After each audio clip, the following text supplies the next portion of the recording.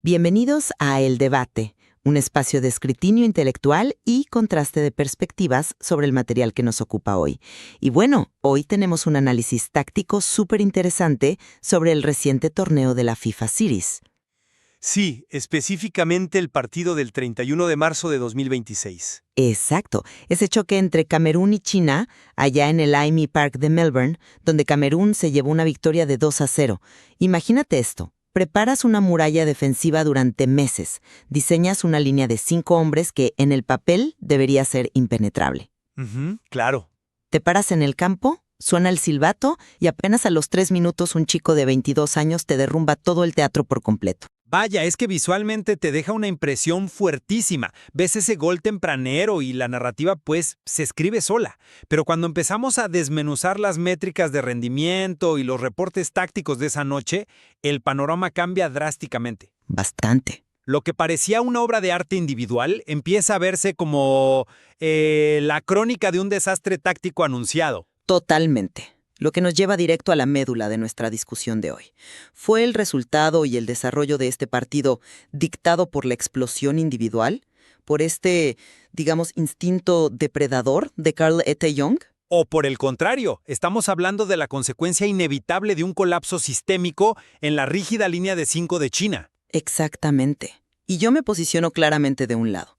Estoy convencida de que el impacto físico y la lectura de juego de Eta Young fueron el factor disruptivo absoluto. Él, solito, desarticuló el plan asiático. Bueno, yo vengo a argumentar desde la otra esquina. Apoyándome en el mismo material técnico, sostengo que este 2-0 es el reflejo del fracaso posicional de China y, por supuesto, de la superioridad del diseño colectivo camerunés, obra de David Pagú. Ajá. Para mí, Eta Young fue simplemente el último eslabón, o sea, el beneficiario de una estructura táctica que ya había asfixiado a su rival antes de que él siquiera tocara el balón. A ver, pongamos las cosas en perspectiva, porque no estamos hablando de un delantero promedio que tuvo un golpe de suerte. No, claro que no. Estamos presenciando, y creo que los datos lo respaldan a gritos, la consolidación de la nueva joya ofensiva de Camerún. Sobre todo ahora que no cuentan con veteranos de la talla de Bryan Mbeumo. O sea, Carl Eta Young tiene 22 años. Le está rompiendo en el Levante en España. Sí, lleva un buen registro, Elia. Exacto. Ya registra 6 goles recientes en su club y llegó a este partido con una confianza brutal. Ese gol al minuto 3 no es el sistema sirviéndole la mesa, es una exhibición pura de instinto. La forma en que lee la jugada y se anticipa al central, a Zhu Chenji, rompe cualquier estructura que China hubiera planificado. Digo, no puedes entrenar para defender a un tipo que terminó ganando casi el 44% de sus duelos a ellos. El individuo aniquiló a la pizarra. Espera, déjame detenerte ahí, porque aislar a Eta Young del ecosistema que lo rodeaba me parece peligroso y hasta engañoso. ¿Por qué lo dices? Nadie niega que el chico tiene un talento bárbaro, pero ese 5-4-1 que propuso el técnico chino Zhao Yai, pues nació muerto. Si analizamos los primeros instantes del partido, antes del gol, China mostró una pasividad aterradora. Entraron un poco fríos, sí. Demasiado fríos, no había presión al poseedor del balón, los relevos llegaban tardísimo, el colapso es sistémico porque a los carrileros cameruneses, a Aboubacar Naguida por izquierda y a Conrad Nifanso Siñán por derecha, les dieron las llaves del estadio. La libertad por las bandas fue mucha, es verdad. Fue absoluta. Y esa libertad fue lo que desconectó a las líneas de China. Por eso cayó el primer gol al minuto 3 y por eso cayó el definitivo 2-0 al minuto 9 por conducto de Saidou Alioune. Se les hundió el barco por los costados, no por el centro. Sí, tú hablas de los costados y Naguida hace un desborde espectacular por la izquierda. Pero el fútbol, y sobre todo en torneos internacionales, se define en fracciones de segundo dentro del área chica. Las áreas son vitales, seguro. Si Naguida manda ese centro y no hay nadie con la capacidad de lectura de Eta Young, la jugada termina en un despeje de rutina. Para quienes nos escuchan, visualicen la defensa de China como, no sé, una liga elástica gruesa estirada a lo largo del área. Ok, te sigo. Si tú presionas esa liga en un solo punto con mucha fuerza, digamos, un delantero con potencia que arrastra marcas, la liga no se rompe, solo retrocede un poco. Pero Eta Young fue como una navaja afilada atacando exactamente el punto de máxima tensión, entre dos centrales. Vaya. Cortó la liga de tajo. Su Chen-Ye no es un mal central, simplemente fue superado por un nivel de respuesta física y mental superior. ¿Sabes qué? La analogía de la liga y la navaja suena espectacular, pero omite un detalle técnico fundamental de la mecánica defensiva en esa jugada específica. A ver, ilústrame. Revisemos el video y los reportes de nuevo.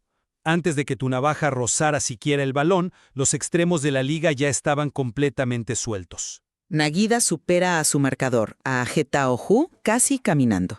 Es verdad que Hu no hace el acoso adecuado. Exacto. Y quiero recalcar esto, lo hace sin encontrar resistencia. Cuando Getao Hu decide no cerrar el espacio, Nagida tiene todo el tiempo del mundo para levantar la cabeza.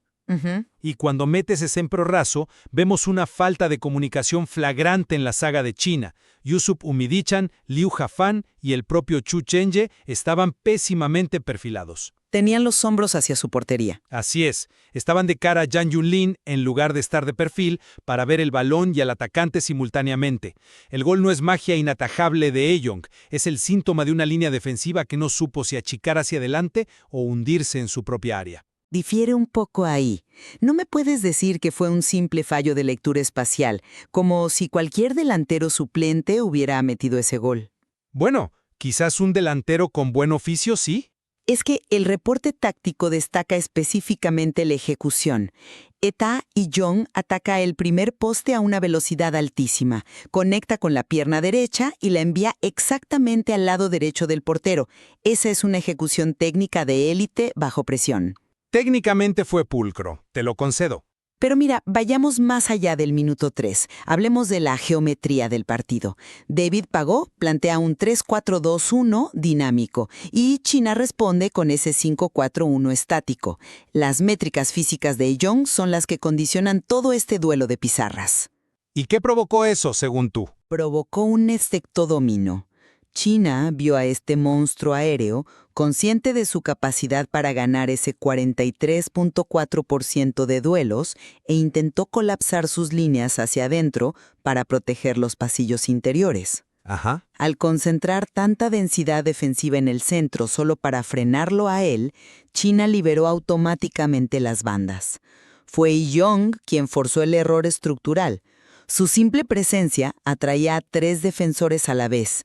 El sistema funcionó porque la gravedad que generaba el delantero obligó a China a descompensarse.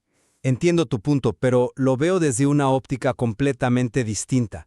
Y aquí es donde las métricas colectivas te tumban el argumento de la dependencia individual. A ver esos números. Cuestiono totalmente la premisa de que Young fue el sol alrededor del cual orbitó el partido. Hablemos de dominio territorial. Camerún tuvo el 58% de posesión. Dieron 438 pases frente a los míseros 312 de China. Claro, controlaron el esférico. Pero el dato que para mí desnuda la realidad del partido es la precisión. Camerún completó el 85% de sus pases, China un 77%. En el fútbol de élite moderno, una diferencia del 8% en precisión de pase no habla de un delantero potente. Sí, pero esa precisión... Termino la idea para que nuestra audiencia lo visualice. Habla de una superioridad posicional abrumadora. El 5-4-1 de China era una línea recta clavada al borde del área grande. Por momentos se defendían con un 7-2-1. Exactamente. Cuando los carrileros cameruneses subían, obligaban a los externos de China a retroceder. Esto dejó a los mediocampistas cameruneses, Arnold Camden y Martín Fernández, jugando prácticamente solos en el centro del campo. Operaron como anclas, monopolizando el balón sin presión alguna. Es como jugar un torito en un entrenamiento. Eta Young brilló, claro que sí, pero porque el sistema de Pagou le garantizó una línea de suministro incesante. Camerún tiró 17 veces a puerta contra 6 de China. Sí, China estuvo inoperante arriba. China apenas logró un disparo a portería en 90 minutos. Esa asfixia no la provoca un solo atacante, es una red tendida por todo un equipo. Fíjate en este detalle que estás omitiendo. Esa asfixia colectiva de la que hablas, ese taurito en el medio campo, no funciona si no tienes una válvula de escape que fije a los centrales. Bueno, alguien tiene que ocupar esa zona. Pero Tae-yong actuó como una boya anclada en mar abierto. Si él no está allí, peleando cuerpo a cuerpo, absorbiendo contacto y ganando casi la mitad de los balones por aire, los tres centrales chinos simplemente dan un paso al frente y ahogan a Kamdem y a Fernández. Es una lectura válida de la mecánica, sí. El porcentaje de pases de Camerún se habría desplomado sin él. Los datos no mienten. Tae-yong terminó con una valoración de 7.2 y una eficiencia de tiro superior al 24%. En todo ecosistema hay depredadores tope. Claro. Su trabajo sucio en el último tercio es lo que permitió que alguien como Saidu Alium tuviera el tiempo y el espacio en la frontal para clavar ese remate al ángulo. Y ojo, Camerún acaba de encontrar al hombre que puede dominar las eliminatorias de la CAF. Ya no dependen de sus estrellas consagradas. Yo te concedo que su proyección a futuro es interesantísima. Levante tiene una joya entre manos, sin duda. Pero me parece que la euforia del 2-0 y el brillo de este delantero están enmascarando fallas sistémicas graves en el equipo de Camerún. Fallas sistémicas. Ganaron caminando. En el marcador sí, pero la circulación del balón de Camerún fue excesivamente horizontal por largos lapsos del partido. Desgastaron a China, sí, pero un equipo de mayor jerarquía, digamos un Japón o una Corea del Sur, los habría castigado. Quizás, pero China no tenía con qué. Fíjate en lo que pasó al minuto 44, justo antes del medio tiempo.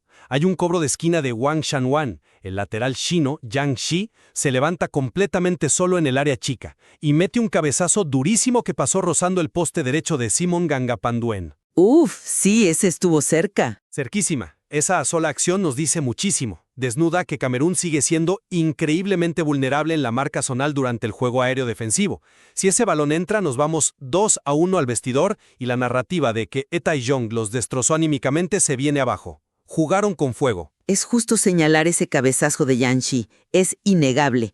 Pero, a ver, ninguna estructura defensiva mantiene un registro inmaculado durante 90 minutos de desgaste físico. Claro, siempre hay errores. Te lo planteo así. Si realmente Camerún estuviera tan expuesto, la respuesta de China en la segunda mitad habría rendido frutos. Recordemos que empezando el segundo tiempo, el técnico Zhao Yi entra en pánico y hace una sustitución cuádruple. Buscaba inyectar dinamismo, sí. Mete a Lin Yanming, Li Yan, Huang Yahui y Berham Abduweli de un jalón. Buscaba agitar el avispero y ganar músculo en los duelos individuales. Y lo lograron en parte. Liang Ming forzó una tarjeta amarilla a Jackson Chachua a los 3 minutos de entrar. Sí, hicieron ruido. Tuvieron ese disparo lejano de Wei Shihao en el 49 que levantó a la grada. Pero fue puro ruido sin puntería. ¿Y qué hizo Camerún frente a eso? Pagú hizo ajustes quirúrgicos. Refrescó el mediocampo. Metió a Oliver Kamdem y a Dani Namazo, y el equipo recuperó el control de la posesión casi de inmediato. ¿Por qué? Porque la jerarquía en las alias ya había dictado sentencia. China hizo cambios jugando con el pánico constante de dejar espacios atrás y recibir un tercer gol de Tae-yong. El control psicológico del encuentro nunca cambió de manos. La cuña ya había partido el bloque desde el minuto 3, y el resto del partido fue China intentando pegar los pedazos con cinta adhesiva. Y el control psicológico, ¿sabes qué? Me encanta que toques ese punto porque yo vi ese supuesto control emocional desmoronarse de una manera bastante bochornosa al final del partido. Sé perfectamente para dónde vas a ir. Por supuesto. Si tienes un sistema tan bien aceitado y a un jugador que impone tanto respeto, ¿por qué terminas perdiendo la cabeza en el tiempo de compensación? El colapso disciplinario de Camerún en los últimos minutos es una bandera roja gigante. Hubo mucha frustración ahí. Vimos cómo empezaron a acumular tarjetas amarillas por llegadas tardías. Y esto culminó en el minuto 91. El central, Stefan Keller, se va expulsado por doble amarilla. Dejas a tu equipo con 10 hombres cometiendo faltas tácticas en el medio campo cuando el partido está liquidado 2-0. Fue una imprudencia, sí. Eso no es tener control psicológico. Eso es inmadurez colectiva. De hecho, el propio David Pagou en la conferencia se veía molesto. En una eliminatoria mundialista apretada, donde un gol te puede dejar fuera, estos lapsos disciplinarios te cuestan la vida. No importa si tu delantero es el nuevo Samuel Eto'o. Si tu defensa regala rojas innecesarias, el sistema falla. Entiendo por qué la expulsión de Keller te parece un argumento fuerte. Es un error técnico y de lectura por parte de un defensor joven. Te lo compro. Gracias. Pero me parece que enfocarnos en esos últimos 3 minutos de un partido que dominaron a placer es literal perder de vista el bosque por ver un solo árbol chueco. Sí, es una tarjeta roja, es una novatada, pero eso no borra los 88 minutos previos de exhibición de poderío. Bueno, en el fútbol internacional cada detalle pesa. Cierto, pero yo resumo mi postura de esta manera. Puedes diseñar el esquema táctico más sofisticado del mundo, puedes tener circulaciones largas y registrar ese 85% de precisión de pases que tanto te gusta, Ajá. pero el fútbol a este nivel se trata de contundencia en los últimos 20 metros. Necesitas a un jugador diferencial. La aparición de Karl Etae-Young no es solo una estadística bonita. Él le aportó a Camerún esa potencia física y ese instinto depredador que hace inútil cualquier plan conservador. Definió el partido cuando los defensores rivales apenas estaban atando los tachales. Y yo cierro sintetizando mi argumento desde el otro extremo del espectro. Los partidos internacionales, donde los técnicos tienen apenas unos días para entrenar, se ganan o se pierden primero en la pizarra. El talento es crucial, pero la estructura lo es todo. La derrota de China se explica desde su pasividad inherente. Cuando sales con nula agresividad defensiva y registras solo un misérrimo tiro a puerta en hora y media, eres tu peor enemigo. Los verdaderos motores de ese 2-0 no fueron solo los botines de Young. ¿Fueron las bandas también, claro? Fueron los carrileros cameruneses estirando el campo, la disciplina de Arnold Camden y la fluidez del sistema. Young es un talento fenomenal, una gran noticia para su selección, pero brilló con esa intensidad porque la maquinaria táctica de David Pagou desarmó meticulosamente la defensa de 5 y le puso el partido en bandeja de plata. Bueno, a pesar de que leemos el peso del individuo contra el sistema de formas opuestas, hay algo en lo que creo que podemos coincidir plenamente. A ver, dime. La ausencia total de respuesta por parte de la línea defensiva de China cuando reciben un golpe temprano es alarmante. Esa falta de plan B es un defecto estructural masivo. Si China no corrige esa rigidez táctica, las eliminatorias de la AFC se les van a hacer eternas, sobre todo frente a Japón o Arabia Saudita. Totalmente de acuerdo contigo. Y mirando hacia el continente africano, también convergemos en que Camerún está viviendo un recambio generacional fascinante y muy necesario. Demostraron una profundidad de banquillo envidiable. Le surgía esa renovación. Sí, pero, y es un pero grande, van a tener que trabajar horas extra en la disciplina defensiva y en el control de sus emociones. No pueden darse el lujo de sabotearse en partidos que ya tienen en la bolsa. Tienen el talento, ahora necesitan la madurez. Exactamente. Es fascinante cómo al desmenuzar a detalle un solo partido, y en específico una jugada al minuto 3, podemos ver el cuadro completo. Revela, por un lado, el peso demoledor de un talento emergente como Karl Etae-Young, y por otro, la fragilidad oculta de un bloque de 5 defensores cuando se expone a la presión. Así es. Nos recuerda que ninguna táctica es verdaderamente a prueba de balas si la ejecución en el campo falla, y que el impacto de una individualidad siempre depende del ecosistema que la sostiene. Hay todo un universo táctico por explorar en los datos de la FIFA Series para cualquiera que no se conforma con ver un 2-0 y dar el caso por cerrado. Muchas gracias por acompañarnos en esta discusión.